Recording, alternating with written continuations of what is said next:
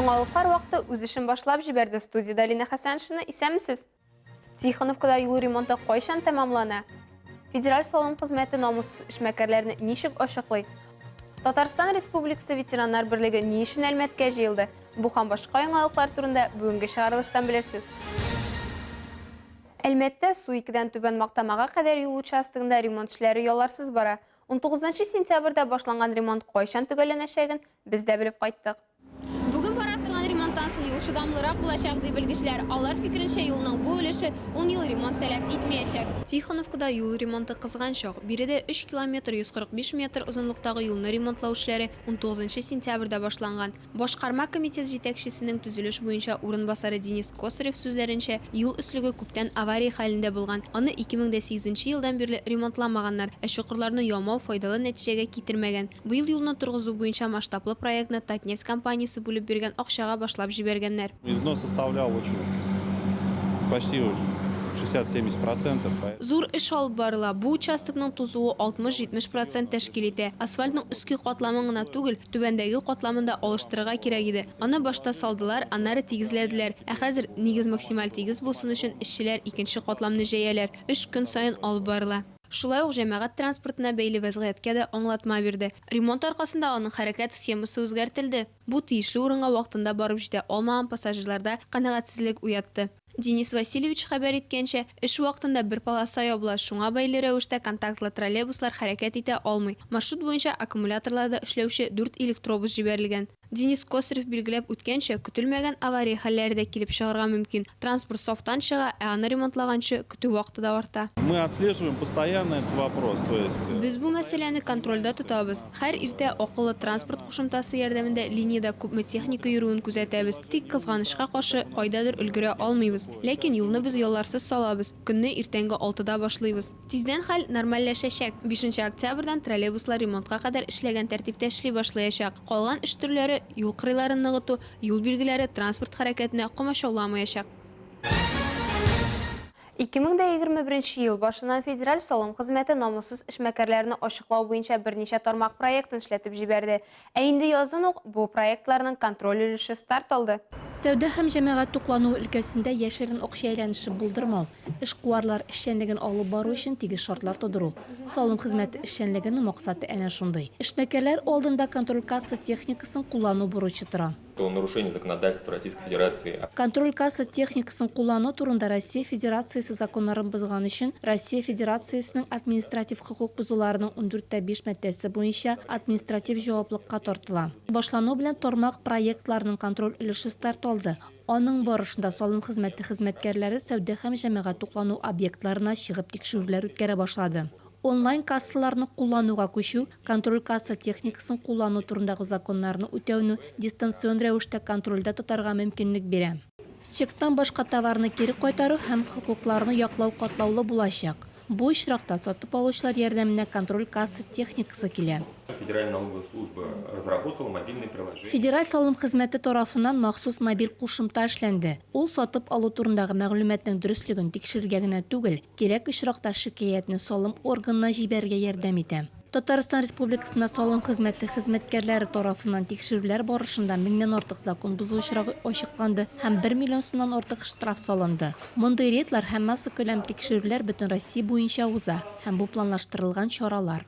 Основной целью работы налоговых органов в рамках проекта Әлеге проект кысаларында салым органнары эшенең төп максаты базарларда, кафеларда һәм рестораннарда эшләүче субъектлар эшчәнлеген тәэмин итү. Шул ук вакытта һәр исәп-хисап буенча контроль касса техникасын ирекле куллануга өстенлек бирелә. Алсу Амирова, Динар Гайнетдинова, Рафаэль Сафин, Яңалыклар вакыты Луч Әлмәт телекомпаниясе. Халык санын алу 10 елга бер тапкыр уздырыла. Соңгысы 2010 елда була. Пандемия аркасында башта 2021 елның язына, аннары августка, соңрак октябрь айына күчерелә. Бөтен Россия халык санын алу 15 октябрьдә башлана һәм 14 ноябрьгә кадәр дәвам итәчәк. Аны беренче тапкыр онлайн рәвештә узарга мөмкин булачак. Халык санын исәпкә алу, Россия халкы турында күбрәк мәгълүмат алу, илдә яшәүчеләргә ничә яшь, нәрсә белән шөгыльләнүләрен белү өчен үткәрелә. Анда Россия гражданнары, чит ил кешеләре һәм гражданлыгы булмаган затлар катнаша ала. 2021 елы халык санын алуның төп яңалыгы дәүләт хезмәтләре порталында электрон исәпкә алу кәгазен мөстәкыйль тутыру мөмкинлеге. Моны 15 октябрьдан 8 ноябрьгә кадәр эшләргә мөмкин. Җан исәпкә башлангыч нәтиҗәләр 2022 елның язында, ә ахыргы нәтиҗә 2022 елның 4 кварталында ясалачак. Моннан нәкъ 65 ел элек 1956 елда Татарстан Республикасы ветераннар берлеге оештырылган. Шул уңайдан Әлмәттә күчмә семинар киңәшмә узды. Анда Татарстан Республикасы ветераннар берлеге рәисе генерал-майор Александр Бородин катнашты. Семинарда катнашучылар мәңгелек ут янына чәчәкләр салдылар. Әлмәт район башлыгы белән очраштылар. Бигәш урамындагы ачык һавадагы музейда булдылар. Аннары Әлмәт газетлары белән очрашу булды. Күчмә семинар барышында ветераннарның колабызның 21 мәктәп кадет классы белән очрашу юкка түгел. Чөнки балалар һәм өлкәннәр арасындагы элемтә сакланырга тиеш дигән фикер бу киңәшмә вакытында еш яңгырады. Укучыларны сәламләп Татарстан ветераннар советы рәисе генерал-майор Александр Бородин кадетларга ватанның патриоты булырга һәм алар алдына куелган бурычларны намус белән үтәүләрен теләде. Я вам желаю, как уже сказал, здоровья в первую очередь, не болеть, быть здоровым, радоваться жизни, беречь нас, ну а ветераны наши, они вам помогут. Кадетлар ветераннар белән очрашуга озак әзерләнгәннәр. Мы как кадеты, нам очень важно было... Безгә кадет буларак генерал-майорга үзебезнең кадет корпусын тәкъдим итү бик тулкынландыргыч булды. Нас к этому очень долго готовят. Безне бу очрашуга озак әзерләделәр. Рәттә торырга, зуррак рангтагы кешеләр белән очрашу бик мөһим. Мы их сегодня, конечно, строили, там показывали. Балаларны без сафка бастырып, Россия герое генералның килүе алар белән исәнләшүе зур әһәмияткә ия. Чөнки алар шулай итеп игътибарны тоялар. Аларның үсешендә алдагы көндә этәргеч булып тора.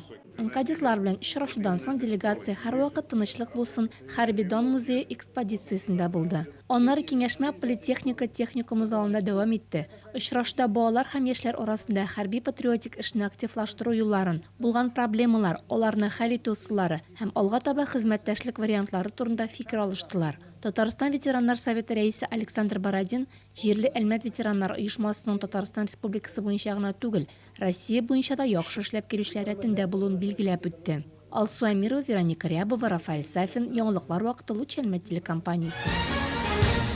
Казанның гаилә мәчете янәдән әбием дугалары флешмобында катнашырга чакыра. Ул 1 октябрь өлкәннәр көне уңаеннан оештырыла, дип хәбәр итә Татар информ агентлыгы. Флешмобта катнашу өчен әби бабаларыгыз, әти-әниләрегезнең һәм өлкән яшьтәге туганнарыгызның Коръән сүрәләре укуларын, дуга кылларын видеога төшерергә һәм әбием дугалары, дуга хэштеглары белән Instagram аккаунтыгызга урнаштырырга кирәк. Видеоларны 1 октябрьдан 31 октябрьгә кадәр урнаштырырга кирәк. Якын кешеләрегез бу дөньяда инде юк, әмма аларның аудио яки видео язмалары сакланып калган икән, искәртеп куярга онытмагыз. Алар өчен дуга кылырбыз, дип искәртә гаилә мәчете имам-хатибы Рөстәм хәзрәт Хәйруллин. Татарстанда День пожилых 2021 челленджи бара. Аны республиканың хезмәт, мәшгульлек һәм социаль яклау министры Илмира Зарипова башлаган. Теләгән һәр кеше әби бабалары белән төшкән фотоларын социаль челтәрләргә урнаштырып, әлеге акциядә катнаша ала. Моның өчен День пожилых 2021 хэштегын язырга һәм министрлык аккаунтын билгеләргә кирәк. Татарстан Пушкин картасы буенча сатып алынган билетлар саны буенча 1-нче бишлеккә керде. Мәскәү һәм Санкт-Петербург алда бара, безнең республика 4-нче урында. Бу хакта Россия мәдәният министры Ольга Любимова белдерде. 1 сентябрьдән виртуаль карталарны 2 миллионнан артык кеше рәсмиләштергән. Аларның һәр кайсының хисабында 3000 сум бар диде ул. Россия буенча 2000-гә якын мәдәни оешма Пушкин картасы программасында катнаша инде. Бүгенге көндә афишада 14000-гә якын чара урнаштырылган. Аларга яшьләр шушы карта хисабына килә алачак. Исегезгә төшерәбез, Пушкин картасы 14 яшьтән 22 яшькә кадәр булган Россия гражданинына бирелә. Әлеге карта белән музей, театр, концерт залларына, филармония, консерваторияга һәм башка мәдәни чараларга барырга мөмкинлек бар. Бу картага 3000 сум акча күчерелә, ә 2022 елның 1 гыйнварыннан аның күләме 5000 сум тәшкил итәчәк. Бу сумманы һәр елның 31 декабренә кадәр тотарга кирәк. Ознакайда халык артисты Илһам Шакиров истәлегенә Татар җыры фестивале булып узды. Әлеге чара Туган телләр елы кысаларында оештырылды. Бу хакта тулырак алдагы сюжетыбызда. Фестивальдә шәһәр һәм авылларда эшләп килүче иҗади төркемнәр чыгыш ясады.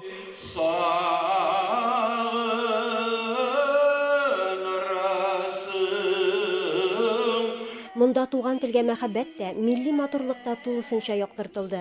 Халкыбызның бөек улы Илһам ага Шакиров репертуарыннан алынган җырлар күңелнең иң нечкә кылларын тибрәтә. Шәһәрнең мәдәният сараенда көн дәвамында милли моңнар, татар җыры яңгырап торды. Әйе, милли мирасларыбызны саклаганда татар халкы яши, татар теле яши. Илмира Шәрифуллина, Рөстәм Акбаров, яңалыклар вакыты, Луч Әлмәт телекомпаниясе. Гадәттә, концерт җырчылар белән истә калса, Мин бәхет сайлыйм фестивалендә узган концерт Әлмәтнең яңа йолдызын ачты. Аның турында без киләсе сюжетта сөйләячәкбез. Таныйсызмы? Бу Рик. Берничә көн элек ул Әлмәт йолдызы булды. Барысы да Әлмәттә узган фестивальгә Анетса килү белән башланып китте. Аның шәһәрдә генә түгел, аннан читтә дә фанатлары бик күп икән.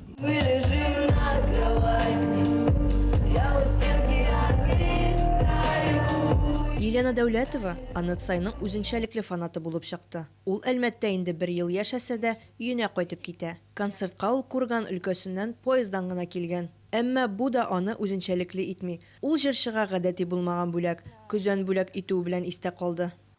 Хотела оставить память для нее, чтобы у нее... Истә каласым килде. Шәһәр турында хәтере булсын, ул бирегә тагын килсен өчен. Һәм әлбәттә инде үзем турында. Ул мине күрсен, менә бит мин бар, аның иҗатына гашыйк. Ә кул астында истәлекле бер әйбер дә юк иде. Бер яктан миңа көзәнне бирү кызганыч иде, тик Анетны сөендерәсе килде.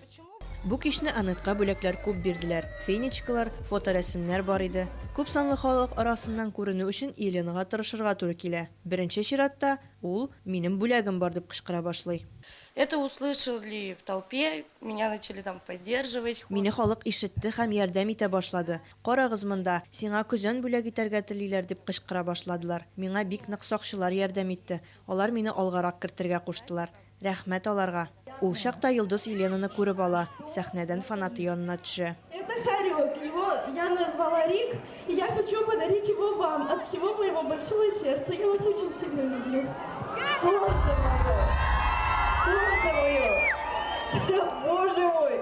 Дай я тебе, не Харька, дай тебя обниму. У меня голос дрожал до такой степени, я в один момент даже 2 слов... Минем тавышым калтырый иде. Бер мизгелдә хәтта 2 сүзне дә бәйли алмый башладым. Мин аның янәшәдә торуына ышана алмадым. Йөрәк дөберди, әле һаман да ышана алмыйм. Еленаның мондый бүләк алып килүенә концерт тамашачылары гына түгел, җырчы үзе дә шакката. Анет бүләк белән нәрсә эшләргә дип озак уйлый. Тик үз төркеме белән киңәшләшеп, бүләкне хуҗасына калдырырга була. Чөнки хайваннарны самолетка алып керер өчен алдан махсус теркәргә кирәк. Ә җырчыга иртән инде очасы иде. Давай так, пускай фактически он... Әйдә булай эшлибез. Ул минеке булсын, ә синдә яшәсен. Тик бу тарих моның белән генә тамамланмаган. Анетсай хуҗабикәнең телефон номерын алып кала. Алар видео элемтә буенча шалтыратышалар. Она написала через несколько дней. Ул үзенең телефоныннан язды. Сәлам, мин Анет диде. Минем һәм бүләгемнең хәлләрен сорады. Фото һәм видеолар җибәреп торуымны сорады. Алия Байрамалова, яңалыклар вакыты, Луч Әлмәт телекомпаниясе.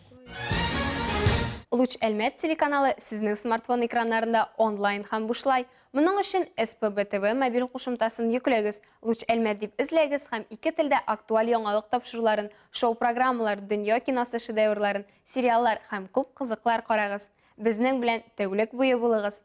Телевизордан безнең каналны төрле төймәдән карап була. Әгәр сезнең МТС икән, без 553-тә, Тателеком икән 303, Татаиснефть булган очракта 27-нче төймәдә. Бу сезгә җиткерәсе соңгы мәгълүматыбыз иде. Мин Лина Хәсәншин һәм монтажер Алия Байрамалова сезнең белән сау булашабыз. Исән-имин булыгыз.